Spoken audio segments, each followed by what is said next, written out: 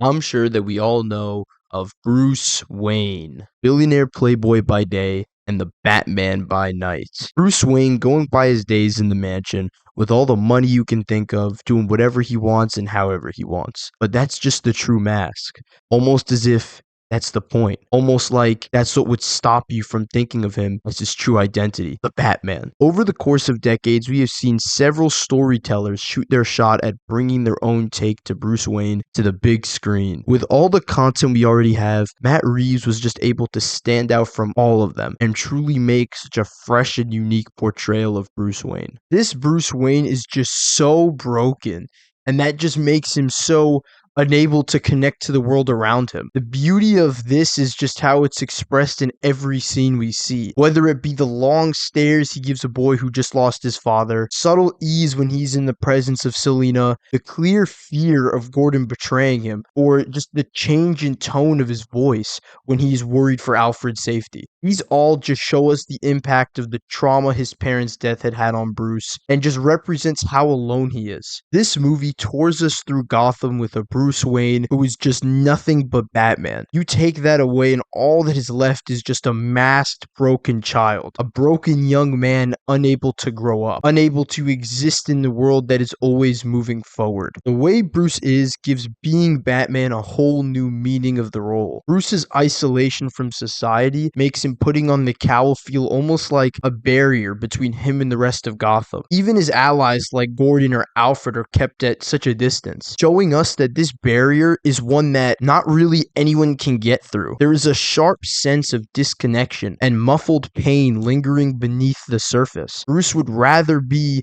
nothing but feared than be someone who can come forward and express his pain to someone and have even just the slightest possibility of feeling cared for, to even lead him to actually love again. We see how he is more comfortable in the shadows wearing a mask than being vulnerable as his true self with others. Digging deeper into Bruce's trauma and resulting isolation, the Batman explores the roots of his vigilante persona of the Batman. I'm vengeance. After his parents' murder, Bruce constructed this intimidating creature of darkness as a protective shell and outlet for his grief and rage. Batman represents the fearful and disengaged part of himself that arose from tragedy. Under the mask, Bruce can keep the world at bay, avoiding intimate connection. He channels his obsessive anger into brute force against criminals. Yet this prevents Bruce from healing his emotional wounds or moving forward. He hides within Batman rather than doing the hard personal work to process his pain. It is an unhealthy coping mechanism that consumes his identity. This underscores the risk of Bruce losing himself entirely to the monster that he created. His only tether remaining is Alfred, who reminds him of his humanity and moral limits. But Bruce struggles to break free of the darkness and isolation that fuels Batman's hold on him. Reeves' focus on Bruce's isolation connects back to the film's central theme. This is regarding characters unable to connect to the world. Gotham itself feels like a city of voyeurs as we constantly see Bruce just watching others from afar without any true engagement being done. Matt Reeves puts us through a new perspective of Bruce Wayne, one that focuses on a point of view of an observer. Bruce has been given just such a Batman year one touch of how he just operates. Earlier in Batman's career, stealth is a big focus of tactics, a way of gathering intel that is even used in the movie from both Batman and Bruce Wayne, showing the usage of his mask being Bruce Wayne as he uses his image as a tool to get access to places to help him solve crimes as Batman. A touch that focuses on lacking the ability to balance himself. He is torn between the literal and fugitive mask of Bruce Wayne versus Batman. This theme focuses on the detached point of view of Bruce Wayne and just uncovers relatable human struggles. From the impulse to hide vulnerability to even just covering the desires to distract oneself rather than directly confront troubles. All that along with the difficulty of forging connections after suffering from a tragic loss. All of these struggles were represented perfectly and just so accurately. This interpretation honors Bruce's trauma while also describing his stunned relationships and reluctance to be fully known. We want nothing more than for him to step forward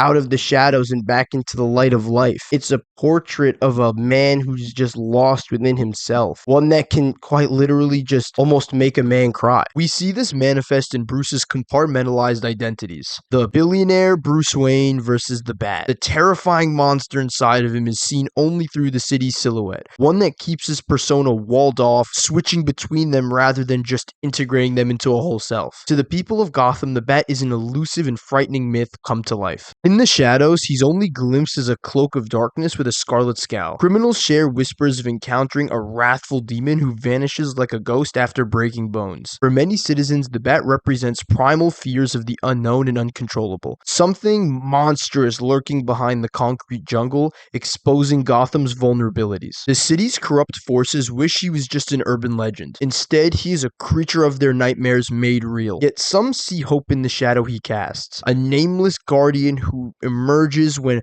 all the other lights go out. One who shakes predators to their core, delivering the justice the broken system cannot. The Bat gives voice to the city's simmering rage. As an enigmatic symbol, he can be just many things to Gotham. Demon or dark angel. Reeves leaves the Bat's meaning open to interpretation, but none can deny he is jolting personification of the city's pain, a roaring winged manifestation of its collective scars. The Batman maps Bruce's path towards moving beyond vengeance and becoming a symbol of hope. By the movie's end, he begins to evolve past the pain of his scars. As Bruce says, he recognizes how his anger and trauma-fueled usage of vigilantism has only bred more violence. Gotham remains angry and scarred, and he sees how he mirrors the city's wounds with his own. But Bruce finds resolve to endure, drawing strength from the connections he's forged. He understands that truly helping Gotham requires rising above hatred and loss. The people need a selfless hero who brings inspiration and not vengeance. His scars may never fully heal,